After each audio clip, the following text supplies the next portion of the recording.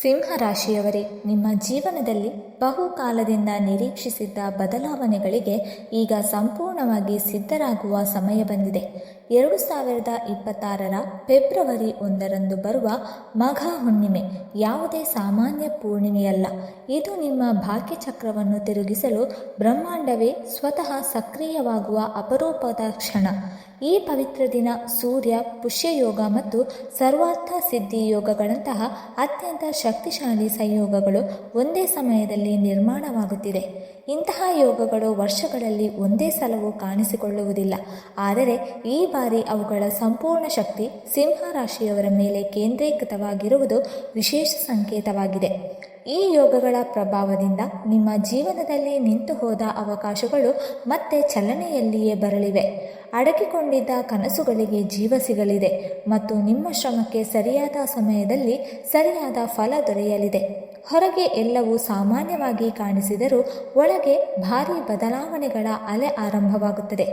ಈ ಮಘ ಹುಣ್ಣಿಮೆ ನಿಮ್ಮ ಜೀವನದ ಹಳೆಯ ಅಧ್ಯಯನವನ್ನು ಮುಚ್ಚಿ ಹೊಸ ದಿಕ್ಕು, ಹೊಸ ಶಕ್ತಿ ಮತ್ತು ಹೊಸ ಸಾಧ್ಯತೆಗಳೊಂದಿಗೆ ಮುಂದಿನ ಅಧ್ಯಯನವನ್ನು ಆರಂಭಿಸುವ ದೈವಿಕ ಸೂಚನೆಯಾಗಿ ಕಾರ್ಯನಿರ್ವಹಿಸಲಿದೆ.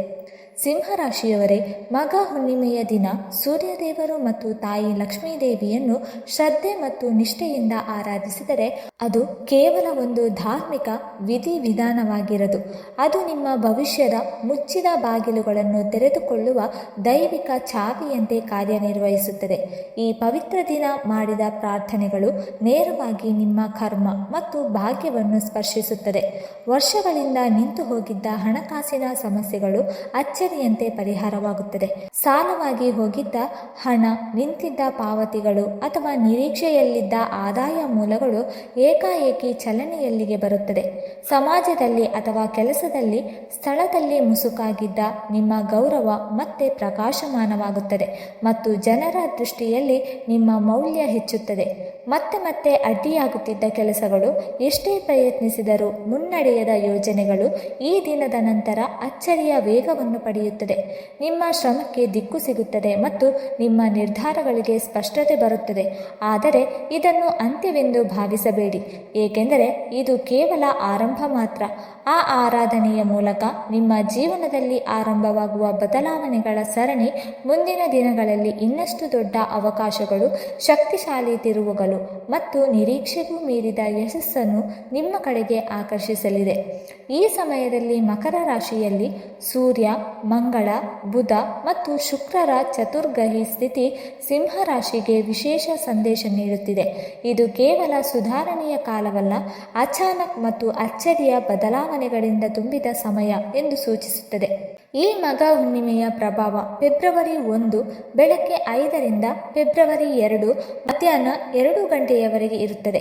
ಈ ಅವಧಿಯಲ್ಲಿ ಮಾಡಿದ ದಾನ, ಜಪ, ತಪಸ್ಸು ಮತ್ತು ಸಂಕಲ್ಪಗಳು ಅನೇಕ ಪಟ್ಟು ಫಲ ನೀಡುತ್ತದೆ. ಈ ಮಘ ಹುಣ್ಣಿಮೆಯ ನಂತರ ಸಿಂಹರಾಶಿಯವರೇ, ನಿಮ್ಮ ಜೀವನದಲ್ಲಿ ಈ 7 ಘಟನೆಗಳು ನಡೆಯುತ್ತದೆ. ಅವುಗಳ ಬಗ್ಗೆ ಈ ವಿಡಿಯೋದ ಮುಂದಿನ ಭಾಗದಲ್ಲಿ ಪೂರ್ಣವಾಗಿ ತಿಳಿಯೋಣ ಬನ್ನಿ. ಮೊದಲ ಘಟನೆ, ರಾಜಸಿಕ ಯಶಸ್ಸಿನ ಪ್ರವೇಶ. ಮಘ ಹುಣ್ಣಿಮೆಯ ತಕ್ಷಣದ ನಂತರ ಸಿಂಹರಾಶಿಯವರ ಜೀವನದಲ್ಲಿ ಮೊದಲ ಹಾಗೂ ಅತ್ಯಂತ ಶಕ್ತಿಶಾಲಿ ಘಟನೆ ನಡೆಯಲಿದೆ.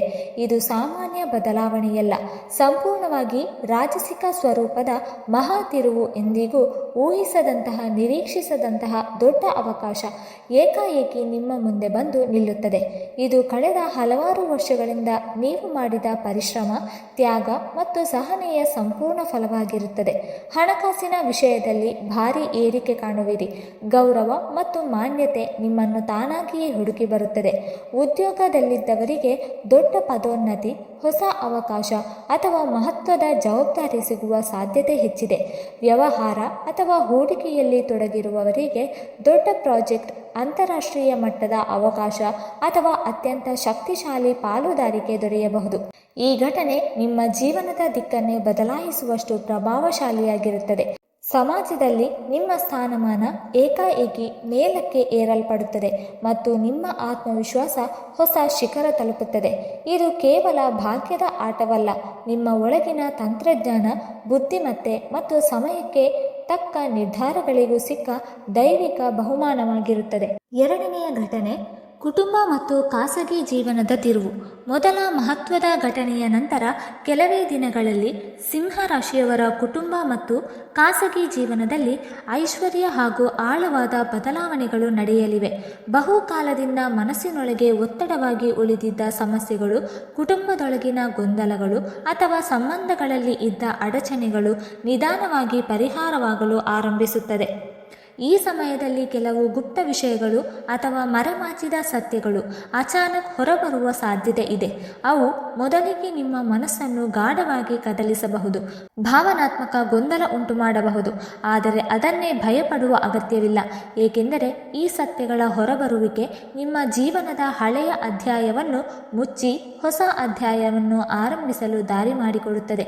ಈ ಬದಲಾವಣೆಗಳ ಮೂಲಕ ನೀವು ಇನ್ನಷ್ಟು ಪಕ್ವರಾಗಿರುತ್ತೀರಿ, ಸಂಬಂಧಗಳಲ್ಲಿ ಸ್ಪಷ್ಟತೆ ಮತ್ತು ಸ್ಥಿರತೆ ಕಾಣಲು ಆರಂಭಿಸುತ್ತೀರಿ. ಅಂತಿಮವಾಗಿ ಈ ಘಟನೆ ನಿಮ್ಮ ಖಾಸಗಿ ಜೀವನಕ್ಕೆ ಶಾಂತಿ, ಸಮತೋಲನ ಮತ್ತು ದೀರ್ಘಕಾಲಿಕ ಸಂತೋಷವನ್ನು ತರುವ ದೈವಿಕ ತಿರುವಾಗಲಿದೆ. 3. ಮಾಘ ಹುಣ್ಣಿಮೆಯ ನಂತರ ಆರೋಗ್ಯದ ದೃಷ್ಟಿಯಿಂದ ಫೆಬ್ರವರಿ ತಿಂಗಳು ಸಿಂಹ ರಾಶಿಯವರಿಗೆ ಸ್ವಲ್ಪ ಹೆಚ್ಚು ಎಚ್ಚರಿಕೆ ಅಗತ್ಯವಿರುವ ಸಮಯವಾಗಿರುತ್ತದೆ, ಏಕೆಂದರೆ ಈ ಸಂಪೂರ್ಣ ತಿಂಗಳು ನಿಮ್ಮ ರಾಶಿಯಲ್ಲಿ ಕೇತು ವಾಸ ಮಾಡುತ್ತಿದ್ದು, ರಾಹು ನಿಮ್ಮ ಸಪ್ತಮ ಭಾವದಲ್ಲಿ ಸ್ಥಿತಿಯಾಗಿರುತ್ತಾನೆ. ಜೊತೆಗೆ ವಕ್ರಿ ಬೃಹಸ್ಪತಿ ಏಕಾದಶ ಭಾವದಲ್ಲೂ, ಶನಿದೇವರು ಸಂಪೂರ್ಣ ತಿಂಗಳು ಅಷ್ಟಮ ಭಾವದಲ್ಲೂ ವಿರಾಜಮಾನವಾಗಿರುವುದರಿಂದ ಈ ಗ್ರಹ ಸ್ಥಿತಿಗಳು ಮಾತ್ರವೇ ನಿಮ್ಮ ಆರೋಗ್ಯದಲ್ಲಿ ಸಮಸ್ಯೆಗಳನ್ನು ಉಂಟು ಮಾಡುವ ಸಾಧ್ಯತೆಗಳನ್ನು ಹೊಂದಿದೆ. ತಿಂಗಳ ಆರಂಭದಲ್ಲಿ ಸೂರ್ಯ, ಮಂಗಳ, ಬುಧ ಮತ್ತು ಶುಕ್ರರು ನಿಮ್ಮ ಷಷ್ಠ ಭಾವದಲ್ಲಿ ಇರುತ್ತಾರೆ. ಇದರಲ್ಲಿ ವಿಶೇಷವಾಗಿ ಶುಕ್ರ ಮತ್ತು ಕೇತುಗಳ ಕಾರಣದಿಂದ ಆರೋಗ್ಯ ಸಂಬಂಧಿತ ತೊಂದರೆಗಳು ಹೆಚ್ಚು ಕಾಡುವ ಸಾಧ್ಯತೆ ಇದೆ. 4. ಮಾಘ ಹುಣ್ಣಿಮೆಯ ನಂತರ ನಿಮ್ಮ ಆರ್ಥಿಕ ಸ್ಥಿತಿಯನ್ನು ಗಮನಿಸಿದರೆ ಆರಂಭಿಕ ದಿನಗಳಲ್ಲಿ ಸ್ವಲ್ಪ ಎಚ್ಚರಿಕೆಯಿಂದ ನಡೆಯಬೇಕಾದ ಪರಿಸ್ಥಿತಿ ಉಂಟಾಗುತ್ತದೆ. ಕಾರಣ, ಆರಂಭದಲ್ಲಿ ಸೂರ್ಯ, ಮಂಗಳ, ಬುಧ ಮತ್ತು ಶುಕ್ರ ಎಂಬ 4 ಗ್ರಹಗಳು ನಿಮ್ಮ ಷಷ್ಠ ಭಾವದಲ್ಲಿ ಸ್ಥಿತಿಯಾಗಿದ್ದು, ದ್ವಾದಶ ಭಾವದ ಮೇಲೆ ದೃಷ್ಟಿ ಬೀರುವುದರಿಂದ ಖರ್ಚುಗಳು ನಿರಂತರವಾಗಿ ಹೆಚ್ಚುವ ಸಾಧ್ಯತೆ ಇದೆ. ಇದರ ಜೊತೆಗೆ ಶನಿದೇವರು ಅಷ್ಟಮ ಭಾವದಲ್ಲಿರುವುದರಿಂದ ಅನಿರೀಕ್ಷಿತ ಹಣ ನಷ್ಟ ಅಥವಾ ಅನಾವಶ್ಯಕ ವ್ಯಯಗಳ ಸಾಧ್ಯತೆ ಸಹ ಕಾಣುತ್ತದೆ. ಆದ್ದರಿಂದ ಈ ಸಮಯದಲ್ಲಿ ಯಾವುದೇ ಕೆಲಸವನ್ನಾಗಲಿ ಅಥವಾ ಹೂಡಿಕೆಯನ್ನಾಗಲಿ ಆತುರದಲ್ಲಿ ಯೋಚನೆ ಇಲ್ಲದೆ ಕೈಗೊಳ್ಳಬಾರದು. ಕ್ಷಣಿಕ ಲಾಭದ ಆಸೆಯಿಂದ ತೆಗೆದುಕೊಳ್ಳುವ ನಿರ್ಧಾರಗಳು ಮುಂದಿನ ದಿನಗಳಲ್ಲಿ ಪಶ್ಚಾತ್ತಾಪಕ್ಕೆ ಕಾರಣವಾಗಬಹುದು. ಆದರೆ ಆತಂಕ ಪಡಬೇಕಾದ ಅಗತ್ಯವಿಲ್ಲ, ಏಕೆಂದರೆ ಸಂಪೂರ್ಣ ತಿಂಗಳು ವಕ್ರಿ ಸ್ಥಿತಿಯಲ್ಲಿ ಬೃಹಸ್ಪತಿ ನಿಮ್ಮ ಏಕಾದಶ ಭಾವದಲ್ಲಿ ಇರುವುದರಿಂದ ಯಾವುದೋ ಒಂದು ಮೂಲದಿಂದ ಆದಾಯ ನಿರಂತರವಾಗಿ ಬರುತ್ತಿರುತ್ತದೆ ಮತ್ತು ಹಣದ ಹರಿವು ಸಂಪೂರ್ಣವಾಗಿ ನಿಲ್ಲುವುದಿಲ್ಲ. 5ನೇಯದಾಗಿ, ಮಾಘ ಹುಣ್ಣಿಮೆಯ ನಂತರ ಸಿಂಹ ರಾಶಿಯವರೇ ನಿಮ್ಮ ಪ್ರೇಮ ಸಂಬಂಧಗಳ ವಿಚಾರದಲ್ಲಿ ಫೆಬ್ರವರಿ ತಿಂಗಳು ನಿಮಗೆ ಬಹುತೇಕ ಅನುಕೂಲಕರವಾಗಿರುವ ಸೂಚನೆಗಳು ಕಾಣಿಸುತ್ತದೆ. ಪಂಚಮ ಭಾವದ ಸ್ವಾಮಿ ಬೃಹಸ್ಪತಿ ವಕ್ರಿ ಸ್ಥಿತಿಯಲ್ಲಿ ಏಕಾದಶ ಭಾವದಲ್ಲಿದ್ದು, ಪಂಚಮ ಮತ್ತು ಸಪ್ತಮ ಭಾವಗಳ ಮೇಲೆ ದೃಷ್ಟಿ ಬೀರುವುದರಿಂದ ಪ್ರೀತಿಯ ಸಂಬಂಧಗಳು ಬಲವಾಗುವ ಸಾಧ್ಯತೆ ಇದೆ. ಪ್ರಿಯ ವ್ಯಕ್ತಿಯೊಂದಿಗೆ ಮನದಾಳದ ಮಾತುಗಳನ್ನು ಹಂಚಿಕೊಳ್ಳುವ ಅವಕಾಶ ಸಿಗುತ್ತದೆ ಮತ್ತು ನಿಮ್ಮ ಪ್ರಯತ್ನಗಳು ಪ್ರೀತಿಯಲ್ಲಿ ಇನ್ನಷ್ಟು ಗಾಢಗೊಳಿಸುತ್ತದೆ. ನೀವು ಪ್ರೀತಿಸುವ ವ್ಯಕ್ತಿಯೊಂದಿಗೆ ವಿವಾಹದ ಮಾತುಕತೆಗಳು ಮುಂದುವರಿಯುವ ಸಾಧ್ಯತೆ ಇದ್ದು, ಅವಿವಾಹಿತರಿಗೆ ಮದುವೆಯ ಪಕ್ಕಾ ಆಗುವ ಸೂಚನೆಗಳಿವೆ. ಆದರೆ ವಿವಾಹಿತರ ವಿಷಯದಲ್ಲಿ ಸ್ವಲ್ಪ ಎಚ್ಚರಿಕೆ ಅಗತ್ಯ, ಏಕೆಂದರೆ ಸಪ್ತಮ ಭಾವದಲ್ಲಿರುವ ರಾಹು ಮತ್ತು ತಿಂಗಳ 2ನೇ ಭಾಗದಲ್ಲಿರುವ ಸೇರುವ ಇತರ ಗ್ರಹಗಳ ಕಾರಣ ಕೆಲವೊಮ್ಮೆ ತಿಕ್ಕಾಟ, ಒತ್ತಡ ಮತ್ತು ಮನಸ್ತಾಪ ಉಂಟಾಗಬಹುದು. 6ನೇಯ ಘಟನೆ ನಿಮ್ಮ ಕೆರಿಯರ್ ಮತ್ತು ಹಣಕಾಸಿನ ಜೀವನದಲ್ಲಿ ಎಂದಿಗೂ ಮರೆಯಲಾಗದ ಇತಿಹಾಸದ ತಿರುವನ್ನು ತರುತ್ತದೆ. ಈ ಹಂತದಲ್ಲಿ ಅಚಾನಕ್ ದೊಡ್ಡ ಲಾಭದ ಸೂಚನೆಗಳು ಕಾಣಿಸಿಕೊಳ್ಳುತ್ತದೆ. ನೀವು ನಿರೀಕ್ಷಿಸದೇ ಇದ್ದ ಹೂಡಿಕೆ, ಹೊಸ ಆದಾಯದ ಮೂಲ ಅಥವಾ ಲಾಭದಾಯಕ ಅವಕಾಶ ನಿಮ್ಮ ಮುಂದೆ ತೆರೆದುಕೊಳ್ಳಬಹುದು. ವರ್ಷಗಳ ಕಾಲ ನೀವು ಎದುರಿಸಿದ ಹೋರಾಟ, ಅಸಮಾಧಾನ ಮತ್ತು ನಿರೀಕ್ಷೆಗಳಿಗೆಲ್ಲಕ್ಕೂ ಈಗ ಸಂಪೂರ್ಣ ಫಲ ಸಿಗುವ ಸಮಯ ಇಂದು. ಹಿಂದೆ ಮಾಡಿದ ಶ್ರಮಗಳು ವ್ಯರ್ಥವಾಗಿಲ್ಲ ಎಂಬ ಭರವಸೆ ಈ ಘಟನೆಯ ಮೂಲಕ ಸ್ಪಷ್ಟವಾಗುತ್ತದೆ. ಇದು ಕೇವಲ ಭಾಗ್ಯದ ಆಟವಲ್ಲ, ನಿಮ್ಮ ಬುದ್ಧಿಮತ್ತೆ, ದೂರದೃಷ್ಟಿ ಮತ್ತು ಸರಿಯಾದ ಸಮಯದಲ್ಲಿ ತೆಗೆದುಕೊಂಡ ನಿರ್ಧಾರಗಳ ಫಲವು ಹೌದು. ನೀವು ಹಿಂದೆ ಮಾಡಿದ ಸರಿಯಾದ ಯೋಜನೆಗಳು, ಧೈರ್ಯಪೂರ್ಣ ಹೆಜ್ಜೆಗಳು ಮತ್ತು ಸಹನೆ ಈಗ ಹಣಕಾಸಿನ ಸ್ಥಿರತೆ ಮತ್ತು ವೃತ್ತಿ ಜೀವನದ ಉನ್ನತಿಗೆ ದಾರಿ ಮಾಡಿಕೊಡುತ್ತದೆ. ಈ ಬದಲಾವಣೆ ನಿಮ್ಮ ಜೀವನಕ್ಕೆ ಆತ್ಮವಿಶ್ವಾಸ, ಸ್ವಾವಲಂಬನೆ ಮತ್ತು ಭದ್ರತೆಯನ್ನು ತಂದುಕೊಡುತ್ತದೆ. ಮುಂದೆ ನಿಮ್ಮ ಭವಿಷ್ಯವನ್ನು ನೀವು ಸ್ವತಃ ರೂಪಿಸಬಹುದಾದ ಶಕ್ತಿಯುತ ಸ್ಥಿತಿಗೆ ನೀವು ಪ್ರವೇಶಿಸುತ್ತೀರಿ ಎಂಬುದನ್ನು ಈ ಘಟನೆ ಸೂಚಿಸುತ್ತದೆ. 7ನೆಯ ವಿಷಯ, ಇದು ಸಿಂಹರಾಶಿಯವರ ಜೀವನದ ಅತ್ಯಂತ ಶಕ್ತಿಶಾಲಿ ತಿರುವಾಗಿದ್ದು ನಿಮ್ಮ ಎಲ್ಲ ಕ್ಷೇತ್ರಗಳಲ್ಲಿ ದೊಡ್ಡ ಬದಲಾವಣೆ ತರಲಿದೆ. ಹಣ, ಕುಟುಂಬ, ಆರೋಗ್ಯ, ಗೌರವ ಇವೆಲ್ಲವೂ ಸಂಪೂರ್ಣ ಪರಿವರ್ತನೆಗೊಳ್ಳುತ್ತದೆ. ನಿಮ್ಮ ಎಲ್ಲ ಕನಸುಗಳು ಒಂದೇ ಸಮಯದಲ್ಲಿ ಸಹಕಾರವಾಗುವ ಸಾಧ್ಯತೆ ಇದೆ. ಇದೊಂದು ಅಂತ್ಯದ ಸೂಚನೆಯಲ್ಲ, ಇದು ನಿಮ್ಮ ಹೊಸ ಜೀವನದ ಆರಂಭವಾಗಿದೆ. ಬ್ರಹ್ಮಾಂಡ ನಿಮ್ಮೊಂದಿಗೆ ನಿಂತು ನಿಮ್ಮ ಪಥವನ್ನು ಮಾರ್ಗದರ್ಶನ ಮಾಡುತ್ತಿದೆ. ಈ ಸಮಯದಲ್ಲಿ ಸತ್ಯನಿಷ್ಠೆ, ಸರಿಯಾದ ನಿರ್ಧಾರ ಮತ್ತು ತಕ್ಷಣದ ಕ್ರಿಯೆ ಮುಖ್ಯ. ನೀವು ಧೈರ್ಯದಿಂದ, ಜಾಗೃತೆಯಿಂದ ಮತ್ತು ಪರಿಶ್ರಮದಿಂದ ಮುಂದುವರಿಯಬೇಕು, ಏಕೆಂದರೆ ಈಗ ನಿಮ್ಮ ಜೀವನವು ಹೊಸ ಉನ್ನತ ಮಟ್ಟಕ್ಕೆ ತಲುಪಲು ಸಿದ್ಧವಾಗಿದೆ. ವೀಕ್ಷಕರೇ, ಈ ಮಾಹಿತಿ ನಿಮಗೆ ಇಷ್ಟವಾಗಿದ್ದರೆ ದಯವಿಟ್ಟು ಲೈಕ್ ಮಾಡಿ, ಶೇರ್ ಮಾಡಿ ಮತ್ತು ಕಮೆಂಟ್ ಮಾಡಿ.